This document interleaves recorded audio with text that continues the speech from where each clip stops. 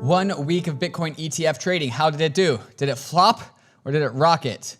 Eric Balchunas says, latest, day 3 in the books of the total rolling net flows. Net flows is both buying and selling, is 782 million as the newborn 9, that he calls it, the 9 Bitcoin ETFs. Ooh, I like that. Eric's a good memer. He really is. They have more than offset the GBTC gouge, which is now up to $1.2 billion offset from the NAV to discount. Okay, so the 9's $2 billion in AUM and $4.5 billion in volume organic is fabulous for the first 3 days, and a solid % premium too. So overall, what this means is that there has been a lot of outflows from the Grayscale Bitcoin Trust, over $108 billion, and net new inflows of $2 billion. A skeptic put out this tweet saying, is this me or is this really underwhelming? Only $800 million of inflows into the BTC ETFs so far.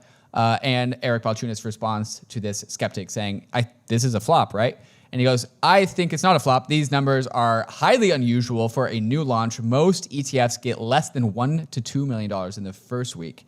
These are all 20 to 500 times that. And so Eric Balchunas, who again is more or less the expert on ETFs, is saying this is a categorical win, no ifs, ands, or buts about it. There are 4 leaders of the 9. There are 4 leaders here. iShares, which is BlackRock, coming in at $710 million.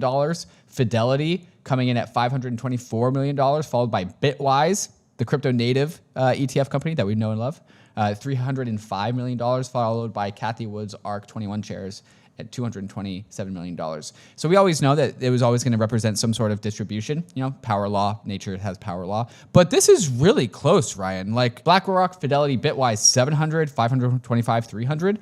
Like really close neck and neck race, I'd say. Yeah, we got a gold, silver, bronze, and they're all within striking distance of each other. Yeah. It's pretty impressive. Mm-hmm. So the question of, are we happy about these inflows, total net inflows? The answer to that question has got to be yes. And that's what Balchunas is saying. Yeah. But also, I think like Grayscale needed, it's healthy for it to have that outflow. Remember, all of that was stuck inside of the Grayscale container for like years to like disastrous effect in 2022, so we talked about so much. Now it's being unlocked. This is even the outflows are healthy. Like, I mean, that's how we kind of get a stable base and our feedback under us with these ETF markets.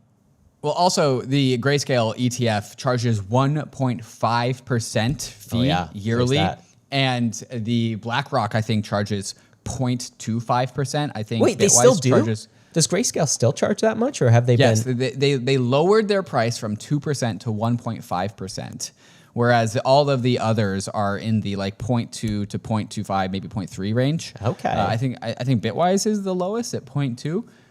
Why is Grayscale keeping their fee at 1.5%? I think they are just betting that there's going to be just a lot of dormant GBTC holders who don't check their brokerages, don't know, don't care. It's probably a good calculated bet, honestly. They are charging like 5 to 10 times as much, and so they're not going to lose too much. So yeah, they're just freaking in the fees on that one.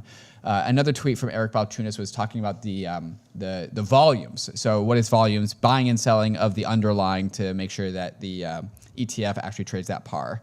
He goes, another way to put the Bitcoin ETF flows in ETF context, besides showing their numbers relative to past new launches, which is the more frequent thing that we've been doing recently, is showing how they stack up to all ETFs in the past 1 week of flows. So comparing the Bitcoin ETFs to other general ETFs like the QQQ, the NASDAQ ETF. So he says, even after 4 days, 2 of them are in the top 5 of all ETFs in volume. That's a big deal. That's a big big deal. And 3 of them are in the top 10, up there with the studs, VOO, QQQ, L et al. Volume, apparently, is like a health metric for ETFs. Yeah. And we have 3 Bitcoin ETFs in the top 10 of all ETFs. All ETFs. That's like hair on end crazy, I'd say. Yeah.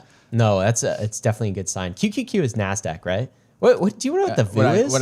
What What did I say? No, you Did I said say- that. You I said nailed it. Nasdaq? Wow, I good for me. I don't know Wow. my ETFs, David. I don't know Boomer what the points VU for is. me. I don't know what the don't know IVV what the is. VU. I I don't know assume what the these VU are very is. important ETFs, and Balchunas is probably like shaking Very his fist at trad and us. serious. Vanguard S&P 500 ETF dividend yield. Yeah, that is those a Vanguard boomer guys. name right there. You said earlier Eric Balchunas is a good memer. Here's a actual meme, a mid-curve meme, where Eric has the person in the middle saying, "Bruh, how come number go down? I thought these ETFs were supposed to pump. I've been inside the house and online for the past 72 hours straight. Win, moon." And then left and right, we have people saying some people probably sold the news after 80% run up. No biggie. My tweet this week was, everyone just have patience.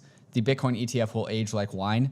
It's not about the event. It's about the flows. It's about the flows. Aging like wine. You know, another Aging theme like of this event, and I think the rest of today's episode is, Dave, the bankers are shilling our bags now. Can you believe it? Wall Street is like, Unholy alliance. choo choo is on board, okay? Like Fees, baby.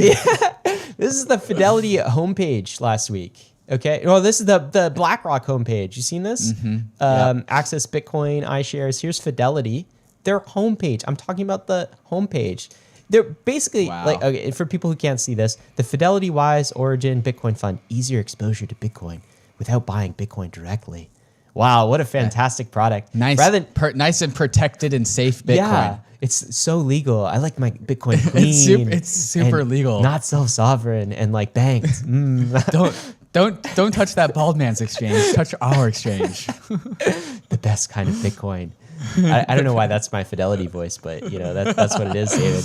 The Fidelity Wise Origin Bitcoin Fund. So they're shilling it. They're just very excited about a product to sell, and you know, someone once told me there's a little bit of capital still on Wall Street. I think they got some money over there, David. They do have some money. Yeah. Did you also see the Franklin? Their money is becoming our money. Oh, is it? Yeah. Okay. These are the rules. That's what ETFs do. To continue leveling up your crypto game, then you need to get on the Bankless newsletter. It's the world's most popular crypto email and is completely free. Just click below to sign up.